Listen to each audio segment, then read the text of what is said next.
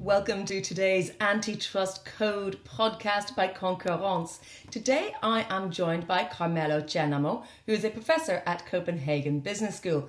We're going to be talking about the Digital Markets Act, its objectives, its overarching architecture, and its implications for competition and value creation in Europe. Thank you very much for joining me.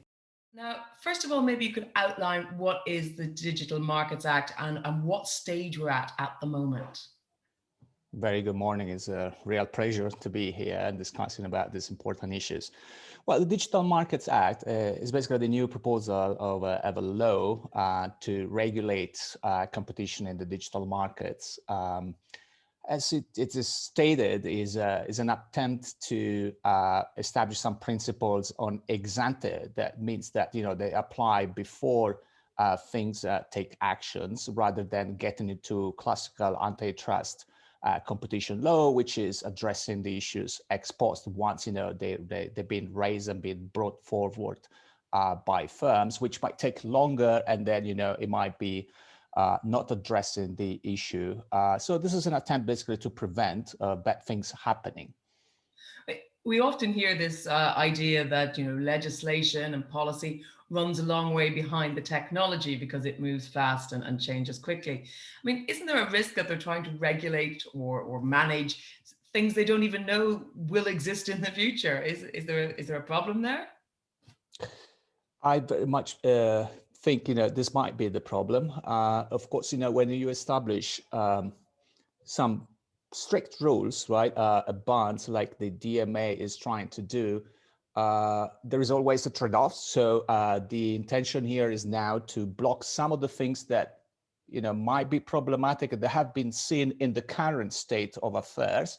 But the problem with this is that the digital economy is really moving fast, and it's all about creating new business models. And that's where the DMA will lag behind, definitely, in the future. In fact, what is my personal concern is that the kind of rules that are imposed right now in the current draft of the DMA will actually trigger changes in the business model of the firms, both the ones that are running the platforms and those that will be using the platforms as a consequence of those obligations, as a way, as a scapegoat, if you want, of those. And I might zoom in some examples if we want. Well, just to really set the foundations, when we talk about digital markets, do we simply mean platforms?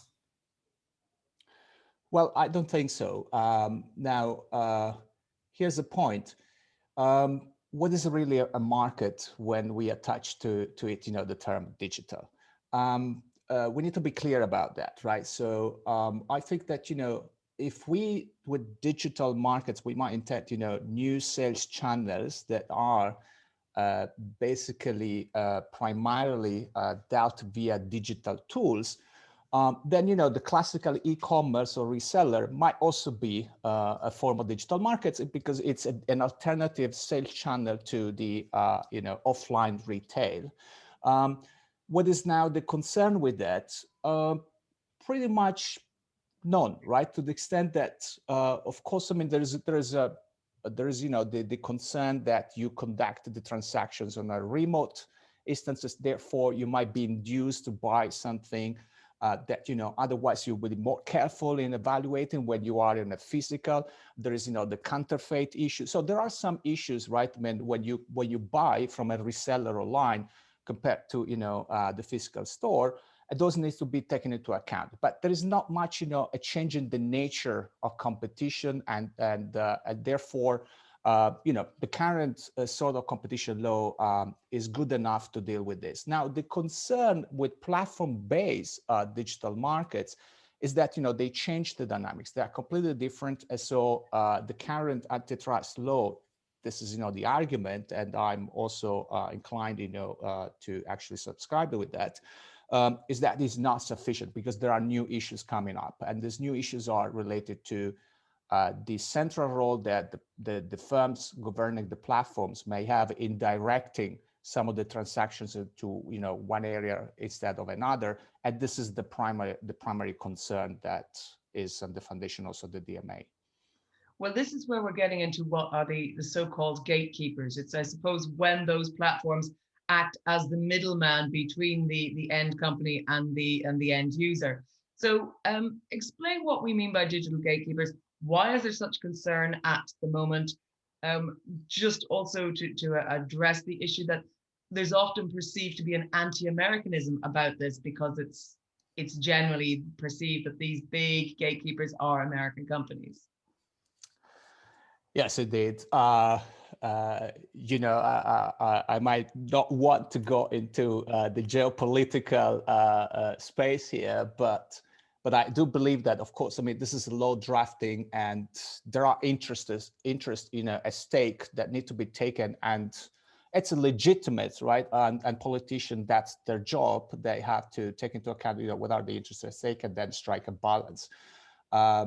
Now, I do want to submit that there are important European platforms. Granted, they are not the one leading the world at the moment, but there is hope, and I see what's going on, for instance, in the automotive industry, with big European companies taking the lead and embracing this digital platform business model. Fintech is another one. So there is active space, and even in the B2B insurance. So there is a lot of things going on in Europe under the scene, and so hopefully in the future we will see some of these bigger platforms emerging. Now, to your questions of gatekeeper, what is really gatekeeper? Now, the gatekeeper term has been introduced as a way, I believe, right, to give a negative connotation here to the role of the hub, central role of the platform firm. But gatekeeping as a practice is, in fact, the way that this business model works. Let me explain. So the market that emerges around the platform is created by the platform, right? So that's the difference in the nature. Why it is created? Well, because fundamentally it addresses a number of problems of coordination between disconnected actors on the seller and provider side of the service, and disconnected actors on the demand side, right? So the users. If we think of Airbnb or Uber is the quintessential example of how this model can work, simply because there is a hub firm that controls and coordinates these externalities. What are these externalities that we talk about? Well, to start with, it's the information asymmetry. When you have to rent a house that is remotely in some part of the world, of course you don't know, right? So you have to check. So you need a middleman there that guarantees that the transactions will be performed according to the terms. That's what platforms do, and that's why today we're not scared into getting into some stranger's house and stranger's car.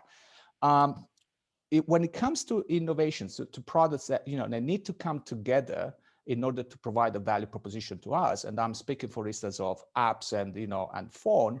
Again, there needs to be somebody that coordinates where this innovation is and where this innovation space happens. And obviously, the one that have control on the platforms, right? They sort of dictate the technology evolution. So this is obviously part of the role of the platforms. Now, what is the issue with this is that the DMA has a heavy focus on size, right? So while it depicts basically, well, it identifies a number of so-called core platform services. So what are the essential functions that the platform performs, as a number of them, as the one be more problematic. There is a long list there. But then it goes to the size, and the size is not the size of the platform per se, right? So that will basically remind us of how dominant is a particular platforms in to users, but it's the size of the firm undertaking the platform, the firm controlling the platform. So we get to a sort of a paradox here that a company like Apple, which is big by turnover, size, and users, but is rather small in terms, for instance, of the actual platform, because that's around the 14-15% market share with the mobile OS, right? It enters into the designation as a gatekeeper because it's basically defined as a central gateway to the market, right? So that they give basically access to the market. I think, that this is probably the wrong focus, because if the problem is with the model per se, that, it is, the central firm controlling the directions, right, of value within the platform. Well, we have this problem with big as well as small platforms. So if the problem with some of the articles listed in the Article 5 of the DMA, right, with, for instance, given consent of the use of your data every time that the platform, repurpose this data, right? And so they might use for other purposes. Now, it is, an obligation according to the Article 5A that every time that the platforms wants to do that, right, I have to give consent as a user. If this is a fundamental problem of fairness and transparency and, data protection, it's a general principle, right? So we agree with that. So why should be that this general principle is only implemented by the big, platforms, by the big firms, not even the big platforms, but the big firms controlling platforms, right?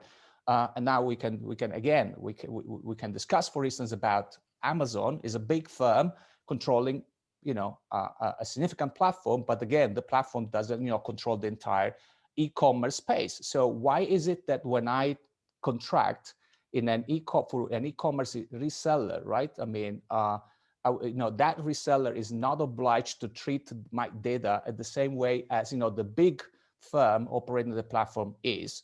And this, I believe, will distort competition in significant unintended ways, right? And one way it could be that as a consumer, I will tend to have now, under the DMA, more trust in the big players, right, such as Google, Apple, Facebook, etc., because I know that they cannot use the data at their will because of the DMA, but I will not trust the small platforms, companies, or other online reseller because, they are not obliged by the same standard. So this is, one aspect, for instance, that is not properly dealt or taken into account in the DMA. And I think, this might actually bring, some unintended consequence.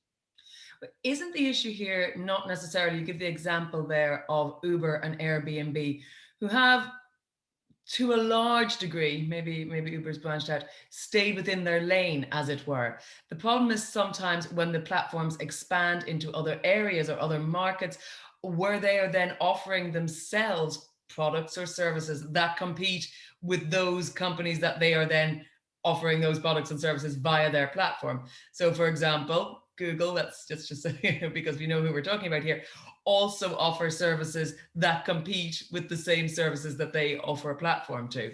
I mean, presumably that is why the focus is on these big companies, because they can more easily do that than your small startup, which has got a single vision or a single proposal to bring to market. Right, indeed. And there is this article on so-called self-preferencing, right, where the platform might actually treat its own products more with, some preferential attention, right? They do. Well, they do, right? Now, why are they doing that? So that's the question, right? So are they doing that because they want to exploit, just their market power to capture, greater value? Probably yes, right? I mean, they want to capture value, but they're doing that in striking a balance. So let's not forget that the business model of the platforms is always, coordinating users on the different sides. So if you lose the customer on one end, right, you cannot do any more an exploitation. So there needs to be some value that is left to the customer. And indeed, this is what's happening, with the platforms, that the customer is extremely happy. And that's also a source of concern today, right? Because, I mean, precisely because they make the customer more happy, right? The problem is that, yes, but, the other business user might be hurt from that, and the customer may end up being happy. So what is fairness at the end of the day, right? We need to bring this into the picture. We need to strike a balance between the different interests at stake here, between the consumers on one hand, and the business provider on the other hand. Now, in traditional competition, antitrust law, right, it will be the consumer, the one to be, the center as an object, right? So the final end, And therefore, anytime that you enhance value for the consumer, we will say, well, there is not much of a problem in there because there are so-called efficiency gains. Now, when you bring in a product, the platform itself, right, there is some differentiation. So they bring basically competition on the pressure in the platform itself. And usually they go after the products that they have, high profitability, right? Where there is, scope to squeeze some of those, extra margins in there and provide, more value to the customer. So that's that basically what's happening, particularly with the reseller or marketplaces platforms. And therefore, there is also this efficiency gains to be taken into account. Now, the problem is not with the dual mode if they sell, right, the products, because that is positive. It stimulates, competition and differentiation within the platform. But the problem is when the platforms use its own, right, regulating power of the market to steer attention only to its own products, right, at the expense of other choices, right? So it needs to be properly displayed that there are other choices there, so that this needs to be treated equally, right? So this is where the focus should be, not on banning the ability of the platform to offer its own products. And this is particularly true and important when we speak of platforms that have innovation or complementary innovation as their center core, like for instance the mobile apps and softwares and others, because in that case, putting their own product is a way again to coordinate the market, is a way to attract, in fact, developers to that area and consumers to that area, because it's probably a signal by the platform that that's where the investment of the technology is. That's where they want to take the next technology evolution. Just to mention, every time that Apple comes with a new update of the operating system, there are of course new features that gets into the phone, and those new features are intended to lead the new technological trajectory as a way for Apple to redirect the innovation incentives and focus to that area. Is also a way to put their own products to showcase, some of these elements and features, and stop other areas where, if you have another yet app, a copycat app, it won't add much value. So they want basically to stop, developers to invest in that area and redirect, their focus towards what they think is a more valuable, direction. Well, let's talk about the other laws that sort of dovetail, if you like, with the Digital Markets Act. I mean, we've also got a Digital Services Act being proposed, and there is, of course, the General Data Protection Regulation, which also governs the large data sets, and which has already been in place for 3 years, just recently. Mm-hmm. You talk a little bit about unintended consequences, and this is something we hear with relation to the GDPR quite a lot. Do you think that's down to the nature? Obviously, that's not a competition area, that's more about consumer protection and fundamental rights. But do you think that is down to poor enforcement or poor levels of enforcement or sort of non-horizontal enforcement across different countries? I do believe we have a huge problem in this. The problem, so there are 3 levels of problems. The first problem is what you just mentioned. There is a lack of coordination at the international level. Now, this brings basically or pushes some countries or to sort of competition on what should be fundamental and agreement upon fundamental principles, right, and rights that we have. We should converge on this, and we should avoid undermining each other's rights, right, and principle of civilization and democracy, on the basis basically of cheap competition on who gets a more business-friendly environment, for these companies. And now, when it comes to some of this discussion, you hear the proponents, right, and the that fundamentally, that they're right, and that I agree that this is right a statement of a principle. We need to protect, our rights. We need to protect democracy, et cetera, et cetera. And then there are others, right? And will basically come and say, yes, but then, Europe will become even more insignificant compared to China and the US, where, this is not a problem. Companies will find basically a good business environment, and investors will then, bring their money there. I agree. I mean, that's what is going to happen. Money follows returns, and the returns are higher when, firms are allowed to experiment more and do more with it. Is this now good of enough a reason for Europe, right, to give up, right, on this rights protection, on establishing principles? I don't think so. I think to the contrary, that Europe might have a role, if any, between the two in reestablishing what democracy is or should be and what the principles are. Now, so on the principle level, I completely agree, right? And this is a fight, and we need to keep with the fight. Now, again, if we don't coordinate, if we don't bring this fight, and then if we don't, bring the other superpowers to converge on this principle, we will have a business problem. And that business problem is going to have backlash, and there will be strong trade-offs that they need to be acknowledged. So if we are convinced of moving forward, accepting some of these unintended consequences, then fine. We know what the trade-offs are, and we stand for our own ideas and principles, but it should be stated, right? We cannot just say, well, this is a right, this is a principle, and then forget, right? I mean, that this is going to hurt, some of the small companies, and therefore we will have, repercussions in terms of what can be done or not. So, so there is basically, the second fundamental problem that, trade-offs needs to be clearly spelled out. And if possible, right, there needs to be a balance in there. And the balance, means that we have to go to the first problem and then, converge across, the different countries on something that we think, is fundamental and universal, right? And they should be applied everywhere. The third problem is that if we speak of competition, right, and if GDPR, I know that GDPR is not about competition, but when we get to the DSA, and then there is a relation to the DMA, and then if the DMA we talk about concentrations, monopolizations, and all these issues, this is not an aspect we should forget in the DSA.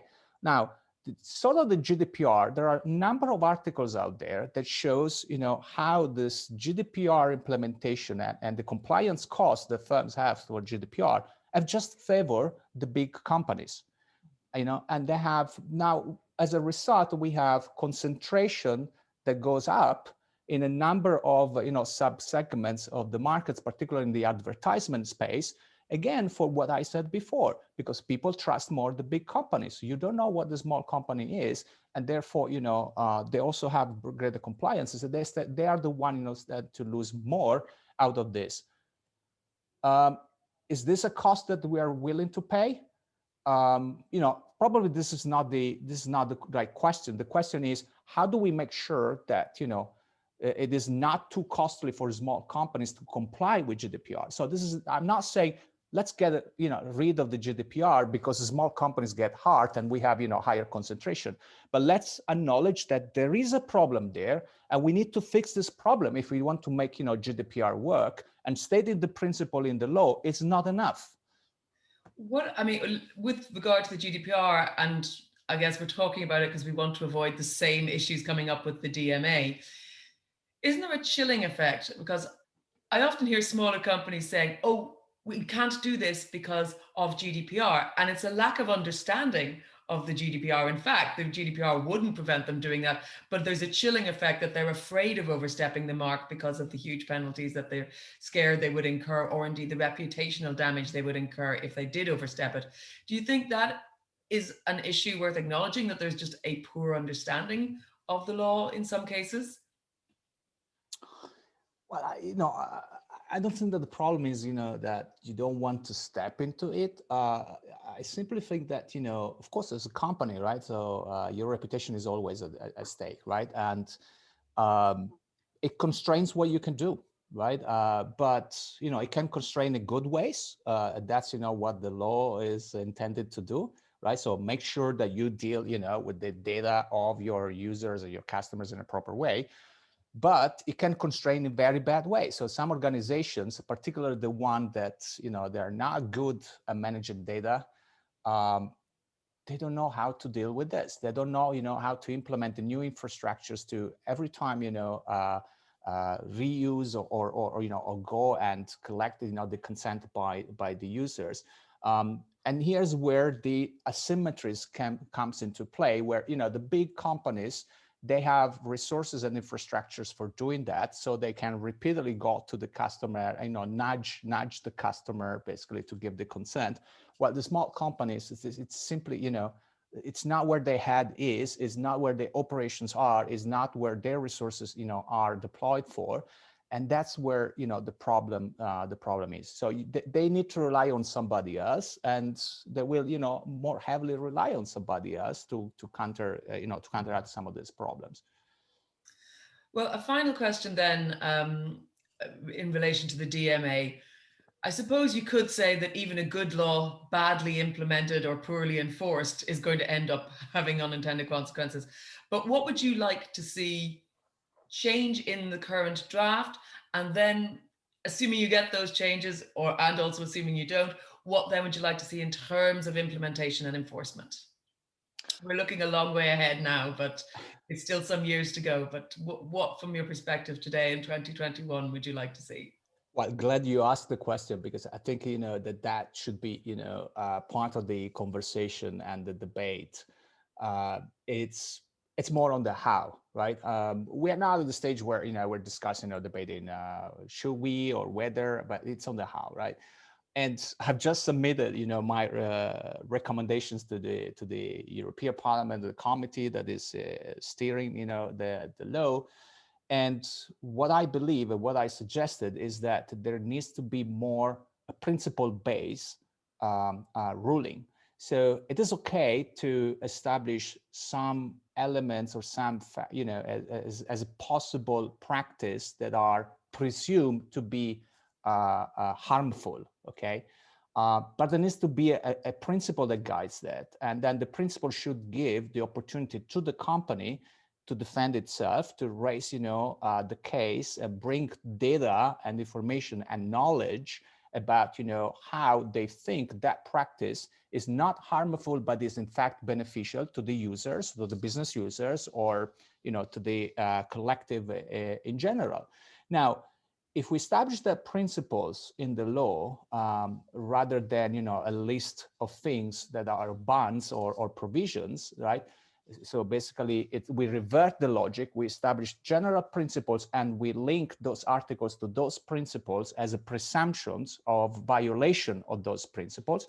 What we're doing, we're forcing companies to release knowledge to the people that, do not have this knowledge, which are the enforcers.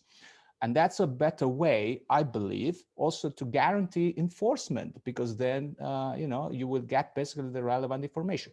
Sure, detractors will say, oh, there's a problem here of regulatory capture, so that, they will feed you with the information, they want you to have.